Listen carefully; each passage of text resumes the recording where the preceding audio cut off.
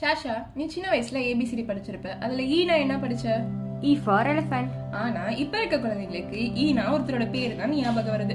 இவர் பாத்தீங்கன்னா 1971 சவுத் ஆப்பிரிக்கால பிறக்கிறாரு. இவருக்கு சின்ன வயசுல இருந்தே கம்ப்யூட்டர்ஸ் அண்ட் டெக்னாலஜிஸ் மேல இருந்த ஆர்வத்தால தன்னோட 12 வயசுலயே ஃபர்ஸ்ட் ஒரு வீடியோ கேம் கண்டுபிடிக்கிறாரு. அதுக்கப்புறம் இவரோட யங் ஏஜ் பாத்தீங்கன்னா ரொம்பவே கஷ்டப்பட்டு தான் வராரு. ஏன்னா இவரோட சின்ன வயசுல இவர் படிச்ச பள்ளியில சக மாணவர்களால இவர் கேலி கிண்டலுக்கு உள்ளாக்கப்பட்டார். ஆனா இதை எதையுமே கண்டுக்காம அவர் தன்னோட கோலை மட்டும் நோக்கி போயிட்டு இருந்தாரு.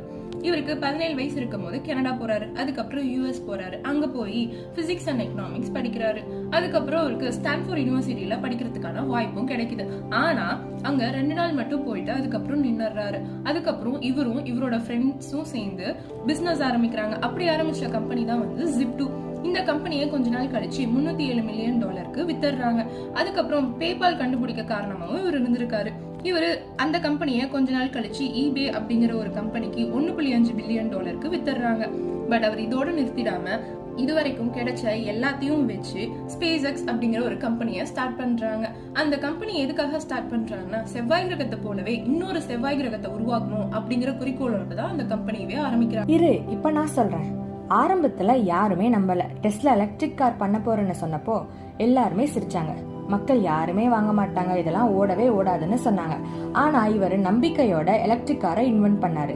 SpaceX, டெஸ்லா ரெண்டுமே ஆரம்பத்துல தோல்வியை நோக்கி தான் போயிட்டு இருந்தது.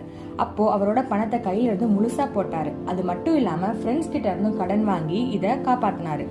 ரிஸ்க் எடுத்தார். ஆனா இன்னைக்கு டெஸ்லா என்டையர் வேர்ல்ட லீட் பண்ணுது.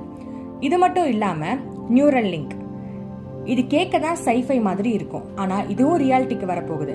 நியூரல் லிங்க்னா என்னன்னா, ஹியூமன் பிரெயினை கம்ப்யூட்டரோட கனெக்ட் பண்ற ஒரு டெக்.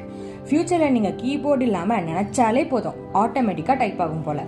அடுத்ததா ஸ்டார்லிங்க். இமேஜின் பண்ணுங்க, வில்லேஜ், ஹில் ஸ்டேஷன், டெசர்ட், சி எங்கேயாச்சும் இருக்கலாம். ஆனா இன்டர்நெட் ஃபுல் ஸ்பீடா வரும். அந்த மாதிரி சேட்டலைட்டோட இன்டர்நெட் சர்வீஸ் தான் ஸ்டார்லிங்க். ஆல்ரெடி நிறைய கண்ட்ரில இது ஓடிட்டு இருக்கு. இதெல்லாம் பண்ணிட்டு இருக்கிறது யாருன்னு பாத்தீங்கன்னா இலான் மஸ்க். ஆமா, நான் எலான் மஸ்க் பத்தி தான் பேசிட்டு இருக்கேன். இவர் பாத்தீங்கன்னா தன்னோட குறிக்கோளுக்காக நடுவுல எத்தனை தடைகள் வந்தாலும் சரி, எத்தனை பிரச்சனைகள் வந்தாலும் சரி, அதுக்காக ரிஸ்க் எடுக்க வேண்டியதா இருந்தாலும் சரி, எல்லாமே இவர் ஃபேஸ் பண்ணி அதை சக்சஸ்ஃபுல்லா கொண்டு வந்தாரு. அதே மாதிரிதான் நம்ம லைஃப்லயும் நிறைய ரிஸ்க் எடுக்க வேண்டியது இருக்கும் நம்ம கோலுக்காக. ஸோ எல்லாருமே அவங்கவுங்க கோலுக்காக லைஃப்ல ரிஸ்க் எடுங்க. கண்டிப்பா ஒன் டே நீங்க சக்சஸ் ஆவீங்க. அடுத்து யாரை பத்தி பேசலாம் அப்படின்றத கமெண்ட்ல சொல்லுங்க.